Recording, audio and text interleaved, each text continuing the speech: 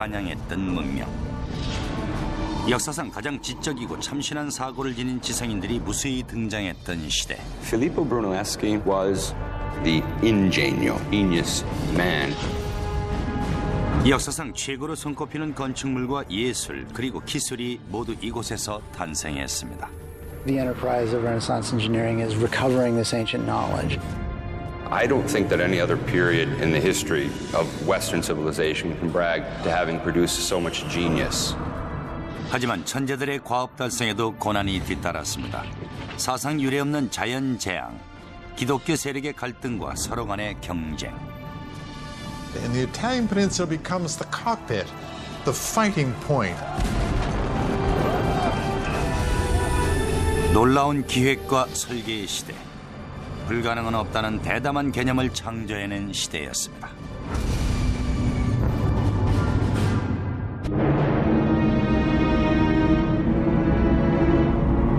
(476년) 위대한 로마 제국이 멸망합니다. 서유럽에 대한 로마의 통치권도 상실됐죠. 제국을 다스리던 황제는 폐위되고 서유럽은 여러 세력에 의해 분열되기 시작합니다. 이후 수세기 동안 유럽은 신성 로마 제국의 영토를 통치하는 독일 황제들의 지배를 받게 됩니다. 하지만 12세기 들어 이탈리아의 공국들이 미약하나마 세력을 형성하기 시작했죠. 그들은 로마의 지나간 영광을 되찾는 데 뜻을 모읍니다.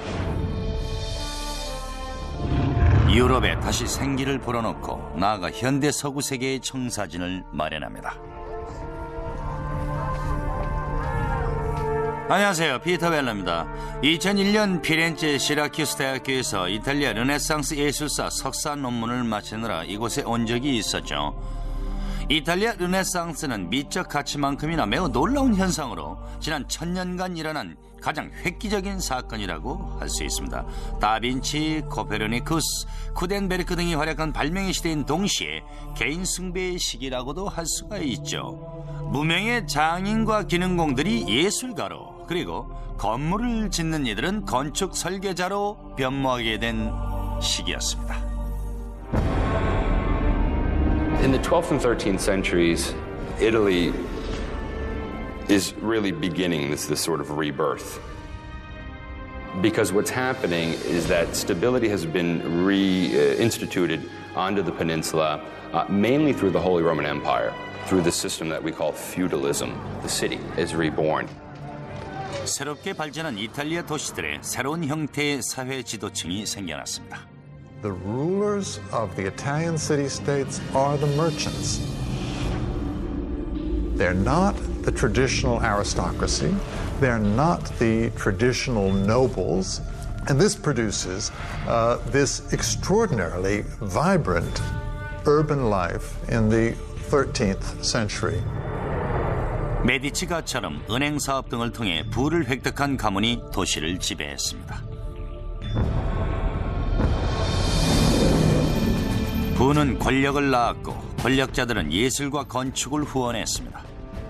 한때 작은 마을이었던 도시들의 대규모 건설이 진행됐고 독립을 유지하면서도 항상 이웃 도시들을 견제했습니다.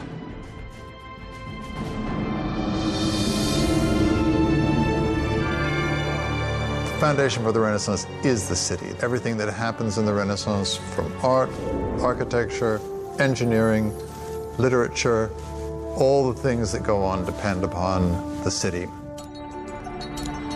새로운 시대의 강자로 부상한 도시 중에는 프랑스와 로마를 잇는 중요한 무역로에 위치해 빠르게 성장하고 있는 시에나라는 공국이 있었습니다. 저는 매년 이곳 campo 광장에서 열리는 팔리오라고 하는 유명한 축제를 구경하는데요. 축제에선 안장없이 말을 타고 광장을 3바퀴 도는 경마대회가 벌어집니다. 기수들은 15세기 야코포 델라 케르치아가 만든 훌륭한 가이아 분수를 지나 질주를 하죠. 지금은 수도꼭지를 틀면 물이 나오는 것이 당연하게 여겨지지만은 시에나는 도시가 날로 번창하고 사람들로 붐비게 되자 용수 공급에 어려움을 겪었습니다. 앞서서 페르시아와 카르타고, 로마와 마야에서 보셨듯이 인구가 늘어나면은 가장 먼저 용수 문제를 해결해야만 하죠. 하지만 도시에 필요한 물을 확보하는 것은 매우 어려운 과제였습니다. Siena doesn't have a river very close, so they had to find this water somewhere else. They thought they could find another way to go and search for water, and that way was building some tunnels underground. 노동자들은 지하의 터널을 뚫어 시에나 주변에 있는 작은 샘물이나 지하에 고여있는 물을 도시로 끌어들이려 했습니다. 조금씩 스며드는 물이 좁은 터널을 통해 흘러 저장 탱크에 모이도록 설계되었죠. 하지만 보티니를 만드는 것은 간단한 작업이 아니었습니다.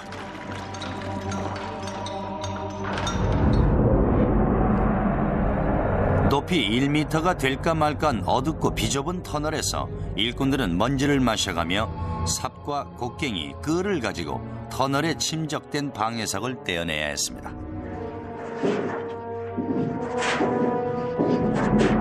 보티니는 길이가 수 킬로미터에 이르기 때문에 노동자들은 그들이 작업하고 있는 지점을 정확히 파악해야만 했죠. 그래서 그들은 일정한 지점마다 눈을 뜻하는 오키라는 구멍을 파놓았습니다. 이 표시를 통해서 그들은 보티니가 진행될 방향을 파악했고 만약 실수가 생기면 다시 굴을 파야만 했습니다. 모아진 물은 관 모양의 터널을 흘러 도시 각 지역에 용수를 공급하는 한편 가이아 분수를 비롯한 시에나의 여러 분수들을 작동하기 위해 지하에 설치된 물 저장소에 보관됐습니다. 지하수로의 경사도는 1도도 채 되지 않아서 육안으로는 식별을 할 수가 없을 정도인데요. 경사가 급하면 유속이 너무 빨라지기 때문이죠. 일정한 경사 유지를 위해 기술자들은 악기 펜돌로라는 도구를 사용했는데 그것은 막대에 끈을 달고 끝에 돌멩이를 매달은 진자 모양이죠. 막대의 기울기와 상관없이 진자는 언제나 바닥과 직각을 유지하는 원리를 이용해 가로로 놓인 막대의 기울기를 조정해 경사를 측정했던 것입니다. 이런 방법으로 지하수로의 물은 일정한 속도로 흘러 가이아 분수를 작동시킬 수 있었죠. 1345년까지 시에나에는 16km 이상의 지하수로가 건설됐습니다. 용수 문제가 해결되자 시에나는 급속도로 성장했죠. 물이 풍부할수록 인구는 늘어났고 인구가 늘어날수록 도시 영역도 확장돼 시에나는 곧 토스카나 남부를 장악하게 됩니다. 한편 시에나의 계속되는 번영과 세력 확장을 심각하게 견제하고 있는 이웃 도시가 하나 있었습니다.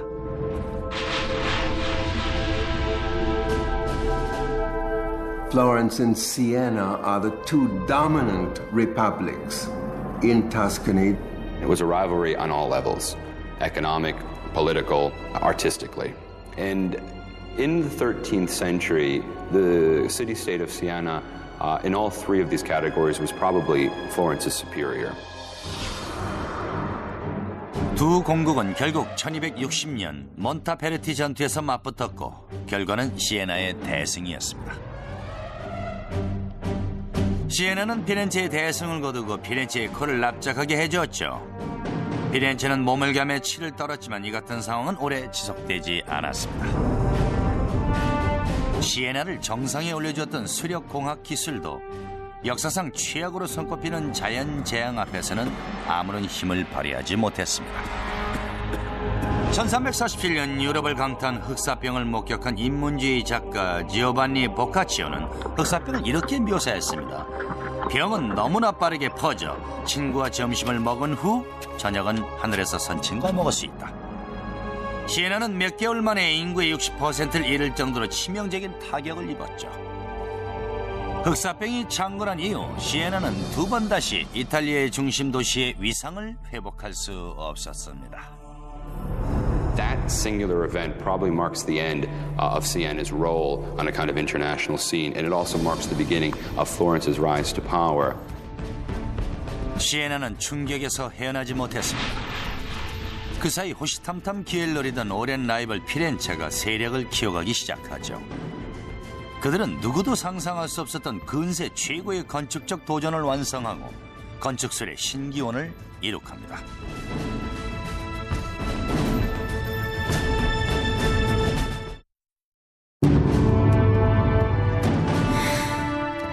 (13, 14세기) 이탈리아 세력의 중심은 도시들이었습니다. 그중 최고의 도시는 피렌체였죠. 지배계급은 엄청난 부를 축적했고 인간의 무한한 잠재력에 대한 새로운 인식이 두각을 나타냈습니다. 이 같은 혁명적인 개념을 인문주의라고 하죠. Humanism, quite simply, is an interest in the ancient world. In Italy, all you had to do was look around at the ancient ruins and understand how great man had been in the ancient world. It was all there. If we could imitate that building, if we could take the principles of that building and apply it to our buildings, then we'd have something really remarkable. 하지만 1347년 흑사병이 유럽을 강타합니다. 피렌체도 예외는 아니었죠. 전체 인구의 절반가량이 목숨을 잃었습니다. 충격에서 회복하는 데 50년 이상이 소요됐습니다. 하지만 그 회복은 기대 이상의 결과를 낳았습니다. 말 그대로 부활 혹은 재건을 의미하는 르네상스가 시작된 것입니다. 토스카나 지역 전역에서 막강한 부를 기반으로 후견인 계층을 형성한 명문 가문들은 사제를 털어 시민들을 위한 거대한 건설 작업을 진행시켰습니다. There is an appetite among those who survive to enjoy life, to do other things, to understand or to sense that the life is to be exploited in some way for those who are alive. 이탈리아 최고의 부유한 가문 중 하나인 피렌체의 메디치가는 피렌체의 위상을 회복하고 도시를 새로운 아테네로 변모시켜 전성기에 로마가 누렸던 영광을 재현하고자 했습니다. The structure of patronage has changed. Patrons are using artists and architects to celebrate themselves. 그러한 의도는 특히 피렌체의 성당 건설에서 두드러졌습니다. They've never seen a structure that looks like the one they want to build. Right? That's a matter of ambition, of idea. 제 뒤쪽으로 거대한 성당이 보이시죠? 바로 산타마리아 델 피오레 대성당입니다. 피렌체 대성당이라고도 하죠. 1200년경 아르놀포 디 캄비오에 의해서 설계됐지만은 그는 건물이 완공되기 전에 사망했습니다. 아르놀포는 성당에 돔 지붕을 얹을 계획이었지만 그의 사망으로 성당은 미완성인 채로 몇십 년이 흘러갔죠. 1400년대에 들어서야 마침내 등장한 천재적인 건축가 필리포 브루넬레스키는 건축의 개념을 뒤바꿨음은 물론 건축 설계의 새로운 개념이 탄생하는 데 주도적인 역할을 하게 됩니다.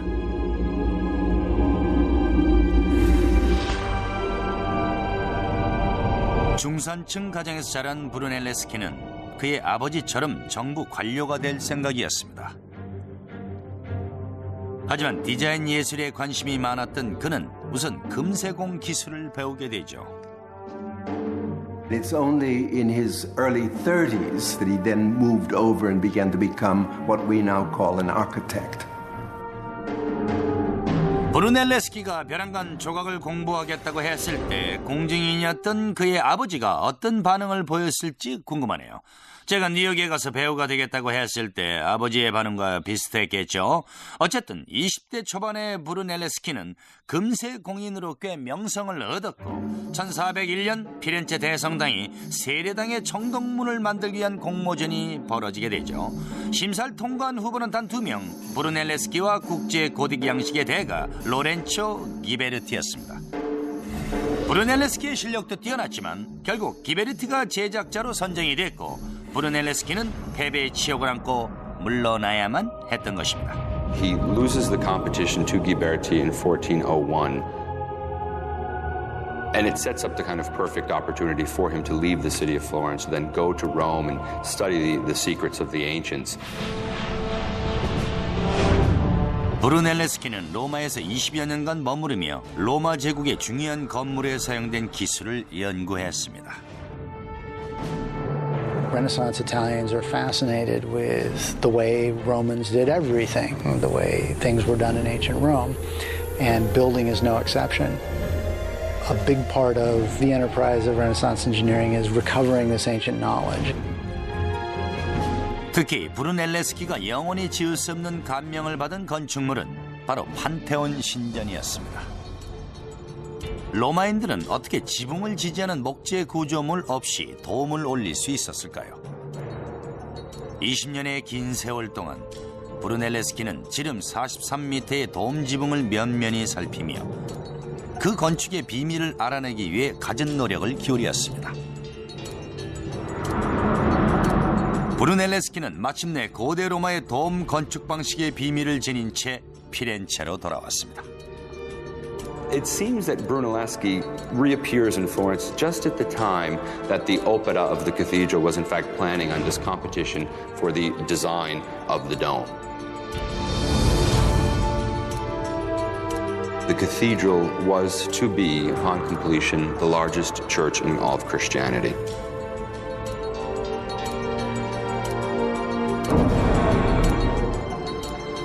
이탈리아 역사상 가장 큰 규모의 건설 계획이었습니다. They were building it large to sort of show the world exactly how important this city was on all levels. The problem was that they were setting themselves up for a big fall. 다른 공모자들과는 판이한 브루넬레스키의 설계는 주위로부터 비웃음만 살 뿐이었습니다. 그는 전통적으로 사용되던 외부의 지지용 공중부벽과 내부 구조물 없는 돔을 설계했습니다. General public opinion was that Brunelleschi had gone very simply mad. They also began to realize that no one else seems to have any clearer picture of how to pull this thing off, and so they began gradually sort of heed his words. 결국 브루넬레스키의 독특한 설계가 당선작으로 선정됐지만 실망스럽게도 성당의 당국자들은 매우 거슬리는 한 가지 조건을 내걸었습니다. It seems that fate would rear its ugly head because he would have to share that role with his nemesis Lorenzo Ghiberti. 많은 이들이 그의 설계가 실현 가능성이 없다고 믿는 상태에서 브루넬레스키는 돔을 완성할 뿐만 아니라 경쟁자 기베르티를 무너뜨리겠다고 결심합니다. 1420년 8월 7일 각종 세부 사항을 파악한 후 브루넬레스키는 마침내 돔 건설을 시작합니다. What Brunelleschi decides to do is to construct not one dome but two. Okay? A dome within a dome. 성당 내부에 있는 사람들은 아름답게 장식된 안쪽의 돔을 볼 수 있습니다. 하지만 외부에 설치되는 두 번째 돔은 외관보단 기능적인 면이 강화된 것이었죠. He would use that second shell to protect the inner dome from rain, but at the same time to make the entire structure look more gonfia et magnifica, more swollen and magnificent. 우선 돔이 얹혀질 거대한 팔각형 바닥의 각진 부분마다 대리석 뼈대를 세워 돔 지붕의 기반 구조를 만들었습니다. 그리고 그 사이에 아치 구조물을 세우고 수평으로 뼈대를 둘렀죠. 한편 브루넬레스키는 몇 톤이나 되는 건축 자재들을 60m 높이의 건설 지점까지 운반할 방법을 고안해내야 했습니다.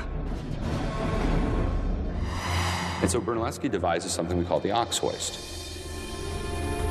황소에게 굴대에 부착된 나무를 끌게 해 호이스트를 올리거나 내릴 수 있었습니다. 이 장치의 놀라운 점은 톱니바퀴의 방향을 변환시켜 위아래로 모두 움직일 수 있다는 것이었죠. 따라서 황소는 방향 전환을 위해 멍에를 풀고 뒤돌아설 필요가 없었죠. 호이스트를 올리건 내리건 같은 방향으로 돌기 때문에 많은 시간을 절약할 수 있었습니다. 건설 기간 동안 호이스트는 31,750여 톤의 자재를 운반했습니다. 하지만 수십 미터 높이에 있는 건축 현장으로 올려진 자재들은 다시 가로로 옮겨져 필요한 부분에 정확히 설치돼야 했습니다. 이 어려운 문제를 해결하기 위해 브루넬레스키는 두 번째 전혀 새로운 호이스트 카스텔로를 고안해냈습니다. The castello was a crane that they used to move weights horizontally. 교수대와 비슷한 모양의 카스텔로가 지붕 꼭대기에 설치되어 가로로 놓인 들보와 평형추의 작용을 이용해 자재를 필요한 위치에 정확하게 설치할 수 있었습니다. These are the machines that he was introducing, and these are the machines that made it possible for such a dome to have been built. 하지만 어떤 독창적인 사고를 동원해도 내부 지지대가 없는 거대한 돔을 만들어내는 것은 실현하기 힘든 과제였죠. 브루넬레스키는 돔이 무너지는 것을 막을 방법을 고심했습니다. 성공을 위해선 한계를 뛰어넘은 상상력과 정확한 측량과 계산이 필수적이었죠.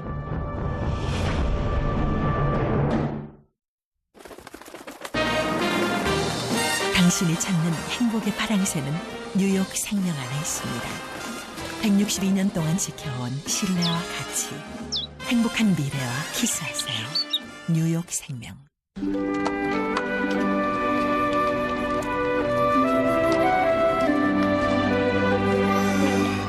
야야야, 나왔다. 저기. 나온다. 저기 위에 있잖아. 야, 나. 야, 이거 엄마가 봐야 되는데. 찍어. 야, 이제 우리 진짜 시작이다. 우리 영화인이야. 내 꿈은 지치지 않는다. 바카스.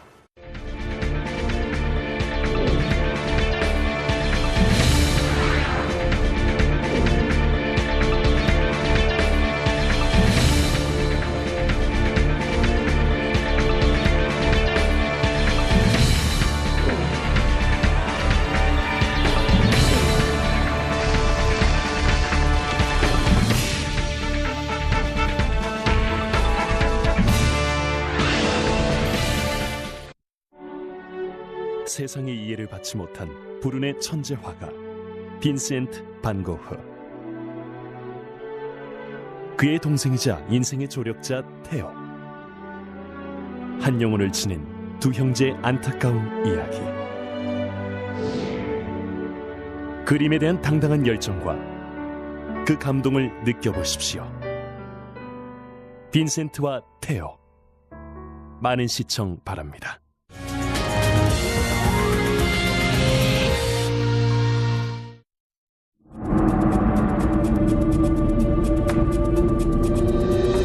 (1420년) 이탈리아 피렌체. 공상적인 건축 설계자 필리포 브루넬레스키는 산타마리아 델 피오레 대성당에 세계에서 가장 큰 돔 지붕을 올리는 공사의 책임을 맡았습니다. 그는 먼저 지지대가 없는 돔의 붕괴를 막을 방법을 찾아야만 했죠. 클러치와 플라이 휠을 사용해 소가 한쪽 방향으로만 움직여도 되는 호이스트와 가로로 이동하는 크레인을 발명해낸 것도 대단한 업적이죠. 하지만 그보다 더 중요한 과제는 이 거대한 돔이 무너지지 않고 영원히 건재할 수 있는 방법을 찾는 것이었습니다. 브루넬레스키는 벽돌이 안정적으로 제자리를 지키고 벽돌 사이의 접합재가 파괴되지 않을 방법을 찾았습니다. 결국 정교한 각과 배치, 마찰을 이용한 독창적인 벽돌 쌓기 방식을 고안해냈죠. 브루넬레스키의 벽돌 쌓기 방식은 아마도 로마의 것에서 차용한 듯하지만 당시까지 이런 헤링본 무늬 같은 쌓기 방식은 단순히 장식의 용도로만 생각이 되었죠. 먼저 짧은 벽돌을 세우고 양쪽 끝에 긴 벽돌을 붙입니다. 이렇게 벽돌을 세우고 가로로 벽돌을 붙이는 과정을 반복하면서 하중은 아래쪽과 옆쪽으로 번갈아 쏠리게 되죠. 다시 말해 헤링본 쌓기 방식은 하중을 아래와 옆으로 분산시키기 때문에 무게가 아래쪽으로만 쏠려 붕괴될 염려가 없다는 것입니다. 반대로 벽돌이 바깥쪽으로 무너질 경우를 대비해 브루넬레스키는 돔 지붕의 팔각형 바닥을 일련의 사슬로 빙 둘러 벽돌을 고정했습니다. They were going to construct these so-called catene, or these horizontal chains that were intended to maintain the hoop stress or the lateral thrust of the dome. 5줄의 사슬이 일정한 간격으로 설치돼 돔 지붕을 지지하고 눈에 띄지 않는 보강제의 역할을 해주었습니다. 브루넬레스키는 공동 책임자이자 라이벌인 기베르티와 함께 모든 작업을 감독했습니다. 돔 둘레에 설치될 사슬의 자재를 준비하는 과정에서 그는 기베르티를 몰아낼 기회를 잡게 됩니다.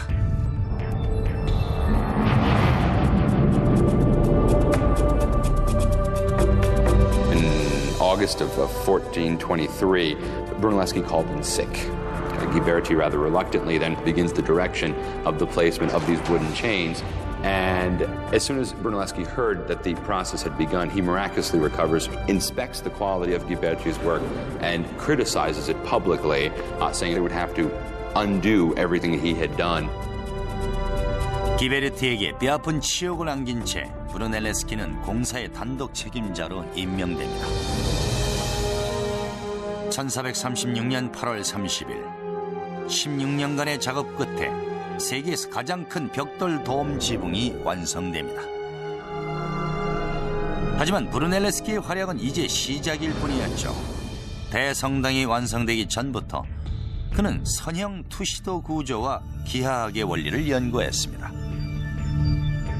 브루넬레스키가 설계한 건물은 비교적 간결하고 직선적이지만 그의 건물들에는 선의 원리를 이용해 더욱 넓어 보이게 하는 효과가 있었습니다. 그것은 브루넬레스키가 창시한 소점이라는 개념으로 오늘날까지도 건축학자들의 연구 대상이 되고 있습니다. 이 팔각형의 세례당과 그 주변을 둘러싸고 있는 건물들을 바라보면서 브루넬레스키는 2차원의 평면 위에 3차원의 건물을 배치하면 그것은 소실점이라고 하는 한 점에서 사라진다는 사실을 알아냈습니다. 이와 더불어 물체의 외관상의 크기는 육안에서 멀어질수록 감소한다는 거리 축소의 상호관계를 이용해 그는 세상의 예술가들과 건축가들에게 청사진의 개념을 최초로 소개했습니다. 그의 발견은 프랭크 로이드 라이트나 프랭크 게리 같은 유명한 건축 설계자가 탄생하는 계기가 됐죠. 이제는 눈대중으로 건물을 설계하며 벽이 이 정도 높이라면 탑은 더 높이 올려야겠지라는 식이 아니라 실제 건물의 투시도를 통해 공사가 진행됐고 이제는 건설자가 아닌 설계자가 건축의 중심이 됐던 것입니다. Before Brunelleschi, most projects were based on approximate models. This would come to an end when Brunelleschi began this practice of what we call paper architecture, and that is clearly indicating what his plans were, and then begins the sort of modern tradition of architecture today. 브루넬레스키의 급진적인 설계 기법은 1442년 파치 예배당 건설에서 시험대에 올랐습니다. Now, this building behind me is the chapter house for the Church of Santa Croce, a Franciscan church. It's called the Pazzi Chapel. I'm going to talk to a man I'm a little nervous talking to. He's one of my own professors from Syracuse University, Dr. Rab Hatfield, and he's going to explain why this chapel is distinct from what Brunelleschi was doing before this. Let's go look on the inside. Let's go see them. It's all about relationships. He's trying to figure out an arrangement of all of these pieces so they all fit together perfectly, just the way the bones all fit together in your body. Right. Your Renaissance architect, thanks to the invention of scientific perspective, where they learn how to represent space, and it's Brunelleschi who invents this, learn to see things in 3D, learn to imagine things in 3D. Rather than flying by the seat of your pants, you start with a concept and you follow the concept to its fruition in perfection. And I think you get a very good sense of that. Yeah. I mean, that's spatial magic. 설계와 건축술에서 브루넬레스키가 이룬 업적은 수백 년간 축적된 기술을 모두 합친 것에 필적할 정도입니다. 하지만 도시 세력들 간의 반목이 거세지면서 르네상스 건축 시대는 새로운 국면을 맞이하고 있었죠. 건축 설계자와 기술자로 활약하던 예술가들은 이제 다른 형태의 예술 활동에 동원돼야 했죠. 그들의 창의적인 사고는 전쟁 기술을 개발하는 데 이용됐습니다.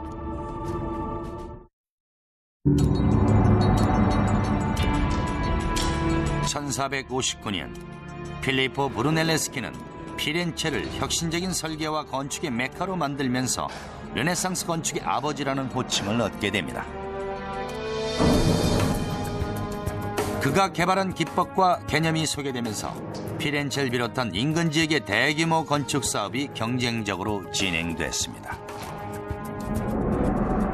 필리포 브루넬레스키는 거대 로마의 기둥과 벽 기둥, 균형적인 비율 등의 요소를 결합해 모든 면에서 완벽한 조화를 이루는 우아하고 아름다운 건물을 설계했습니다.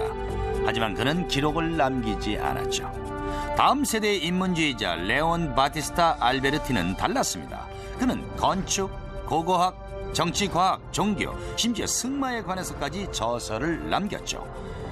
그는 건축과 설계에도 두각을 나타냈습니다. 많은 사람들이 알베르티의 저서를 탐독했고 그 중에는 당대 최고의 권력자 에네아 실비오 피콜로미니도 포함되어 있었죠. 멋진 이름이죠. 저 같은 사람은 아내가 여보 우리 집을 다시 꾸며보는 게 어떨까라고만 해도 심장마비가 올 것 같은데 알베르티에게 감명받은 피콜로미니는 자신이 태어난 도시 전체를 로마 스타일로 완전히 바꾸겠다고 결심을 하게 됩니다. 에네아 실비오 피콜로미니는 1458년 교황 피우스 2세로 선출됩니다. 1459년 그는 고향 코르시냐노로 눈을 돌려 그곳을 최고의 이상적인 도시로 건설할 계획을 세웁니다.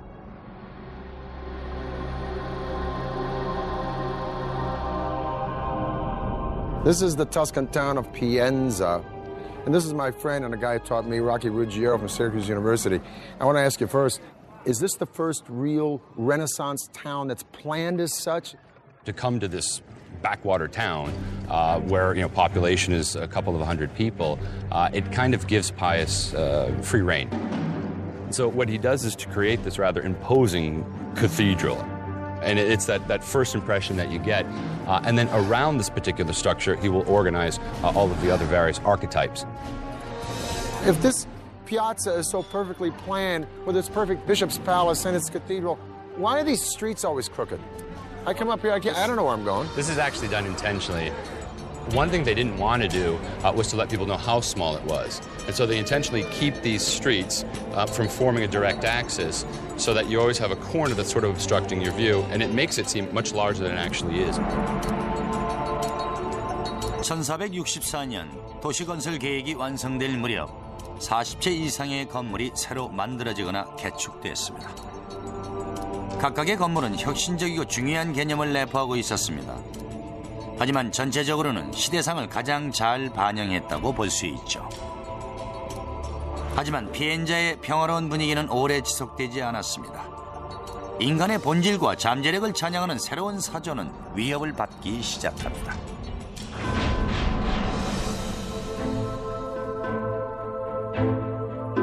(1492년은) 콜럼버스가 신대륙을 발견한 해지만은 동시에 피렌체의 가장 영향력 있는 후견인 로렌초 데 메디치가 사망한 해이기도 하죠. 피렌체인들은 메디치가의 독재에 염증을 느끼며 그 후손들을 내몰고 싶어 했습니다. 게다가 그들은 지롤라모 사보나롤라라는 도미니쿠스 수도회의 수도사의 설교에 빠져 있었죠. 그는 독재자들과 부패한 성직자들을 맹렬히 비난했습니다. 그는 피렌체가 공국으로 회귀해야 하며 경건한 신앙으로 자긍심을 고취하라고 주장했습니다. 사보나롤라는 피렌체가 정신을 차리지 않으면 하느님으로부터의 복수의 광풍이 몰아치고 그 광풍은 프랑스 왕 샤를 8세의 침략으로 실현될 것이라고 예언을 했습니다. 당시 샤를 8세는 나폴리에 대한 영유권을 주장하며 이탈리아를 상대로 전쟁을 벌이고 있었던 것이죠. Savonarola begins to predict an invasion of some sort. And when it finally comes, he's able to say, you see, I predicted this, I foretold it. He is able to kind of pass himself off as a prophet almost in the Old Testament mode. 전쟁이 일어날 것이라는 수도사의 예언은 적중했습니다. 1494년 프랑스의 왕 샤를 8세는 토스카나 국경지대에 주둔하며 이탈리아 원정을 준비했습니다. 여전히 작은 공국들로 분열된 채 서로를 견제하느라 국력을 소진하고 있는 이탈리아를 정복하는 것은 시간 문제였습니다. 인문주의에 바탕한 아름다운 건물을 짓던 이탈리아의 건축가들은 이제 그들의 능력을 전쟁 기술을 개발하는 데 헌신해야만 했습니다. There is no such thing as a trained military engineer. And so it is that your greatest architects of the Renaissance, although sometimes they probably started out knowing nothing about it, were called upon to design the fortifications of major Italian cities.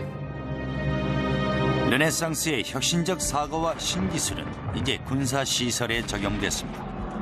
샤를 8세가 준비한 신무기는 가공할 위력의 대포였습니다. 대포의 화력에 중세의 성벽은 여지없이 무너지고 말았죠. The cannon became much more reliable and also able to launch a projectile that was much larger, heavier, and to launch at a further distance. And so Charles VIII brings the over the Alps, and it becomes immediately clear that he can knock down virtually any fortification that he chooses. And this is a terrible thing. I mean, this is a crisis, right? Because all of a sudden you can't hold them off. 높고 얇은 중세 스타일의 성벽은 대포의 공격을 막아낼 힘이 없었습니다. 이탈리아는 금세 적들의 무방비 상태가 됐죠. 오래된 성벽은 대포의 거치대 역할도 제대로 하지 못할 정도로 빈약했습니다. The new cannon had strong percussive powers. You could not put a new cannon on the old medieval wall and fire it because it would shake its own wall down. 이탈리아의 기술자들은 포탄과 다른 무기들의 공격을 견딜 수 있도록 더욱 두껍고 낮은 성벽을 설계했습니다. This new wall will resist, in fact, these larger guns because it can absorb the impact of the larger projectile.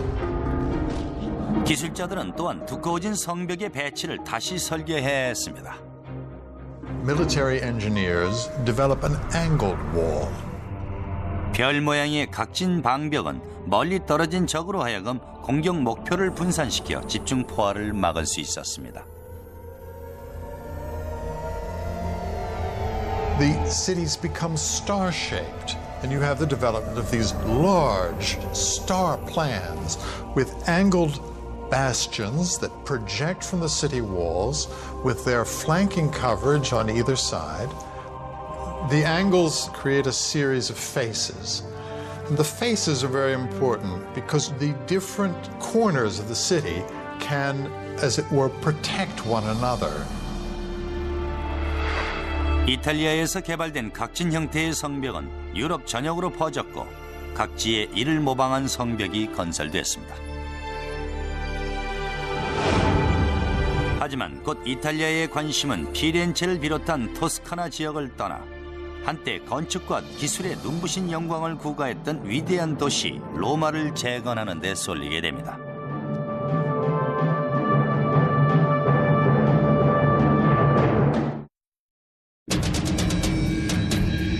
15세기 이탈리아. 르네상스 시대의 중심으로 자리잡은 피렌체는 건축과 기술에 대한 새로운 차원의 개념을 탄생시켰습니다. 하지만 곧 피렌체로 쏟아지던 관심은 새로운 부활을 준비하는 고대 도시로 집중됩니다. 이탈리아 권력과 영광의 중심은 이제 한때 세계를 호령했던 도시 로마로 옮겨갑니다. 1300년대 초반 로마에선 진짜 교황이 누구인지에 대해 논쟁이 이어집니다. 결국 적법한 교황은 프랑스로 간다는 인식이 생겨 이후 수십 년간 교황은 프랑스에 머물게 되죠. 1300년대에 들어 교황이 돌아왔을 때 로마는 유령 도시나 다름이 없었죠. 하지만 이후 100년간의 르네상스 기간 동안 교황들은 로마 재건을 위해서 애씁니다. 1400년대에 들어 메디치 가문이 실각한 후 피렌체는 다시 공국이 됐지만 파산 지경에 이르고 말았죠. 따라서 다빈치와 미켈란젤로, 라파엘로 같은 유명한 예술가들은 더 이상 희망이 없는 피렌체를 떠나 새롭게 부상하는 로마로 갑니다. Rome had been nothing in the 14th century because the popes had moved out. But they come back in the early 15th century, and from that point on, they began gradually to reorganize the papal state. 특히 교황 식스투스 5세는 로마 교황청을 개혁하고 거대한 건설 사업에 힘을 기울여 로마의 부활을 앞당겼습니다. Sixtus and the popes who come after him feel the need to turn Rome into an important and impressive capital city, the capital of Christendom. Sixtus V sort of took it upon himself to re-urbanize the city. 로마가 다시 기독교 세계의 중심이 되려면 대대적인 보완 작업이 필요했습니다. 로마를 재건설하는 것은 결코 간단한 일이 아니었죠. 식스투스는 우선 도시 구성원을 재정비했습니다. 로마는 범죄가 끊이질 않았죠. 식스투스는 모든 범죄자들을 처형하는 극단적인 조치를 취했습니다. 다음은 로마 건축술의 위대한 상징으로 일컬어지는 수로를 복구할 차례였습니다. 용수 공급이 해결되자 인구는 증가했고 도시는 발전하기 시작했죠. 포장도로가 건설되고 거리는 넓어지고 새로운 건축물이 하루가 다르게 들어섰습니다. 하지만 식스투스는 여기서 멈추지 않고 도시 계획의 전면적인 수정을 꾀했고 그 중에서도 거대한 기념물을 재배치할 계획을 세웠습니다. One of his particular practices was in fact to use the ancient Egyptian obelisks that had been brought to the city by the ancient Romans. These were military trophies that the Romans had brought back in ancient times and had erected throughout the city. We know today that there are more Egyptian obelisks in Rome than in Egypt itself. And how Sixtus used these obelisks was to in fact place them as urban exclamation points. 식스투스는 도시에 세워진 오벨리스크 중 하나를 새로 건설된 성 베드로 대성당으로 옮길 생각이었습니다. 하지만 그 무게가 300톤이 넘는다는 게 문제였죠. Moving the obelisk was no easy task. 식스투스는 건축가 겸 기술자인 도메니코 폰타나에 임무를 맡겼습니다. 폰타나의 계획은 단순했지만 실현 가능성은 요원해 보였죠. 몸체를 보호하기 위해 그는 300톤의 오벨리스크 주변에 거대한 목재 탑을 둘렀습니다.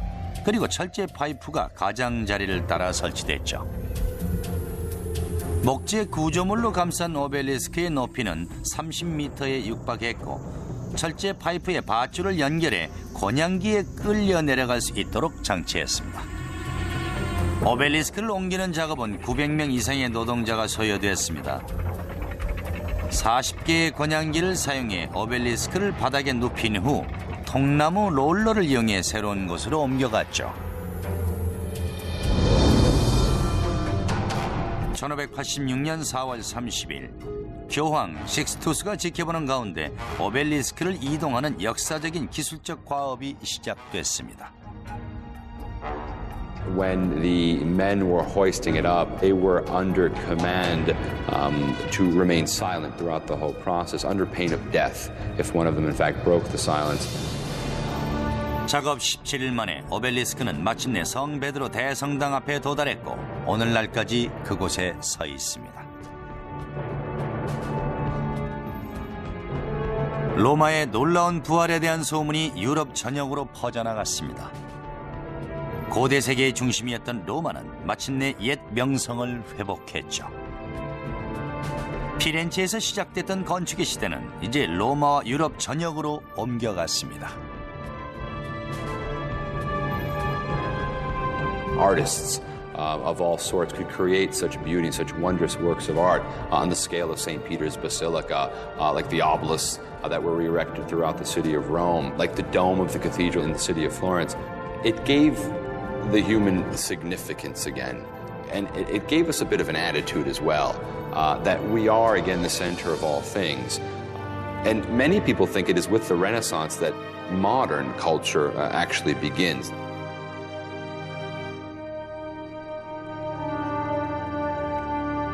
피렌체에는 언제나 아름다운이라는 수식어가 따르죠. 하지만 한파가 몰아치던 2001년 겨울날 아르노강 주변의 난방도 안 되는 아파트에 앉아서 새벽 4시까지 보티첼리에 대한 논문을 쓰고 있던 저로서는 피렌체가 아름다울 리가 없었죠. 아름답기는커녕 당장 짐을 싸서 LA로 돌아가고 싶었습니다.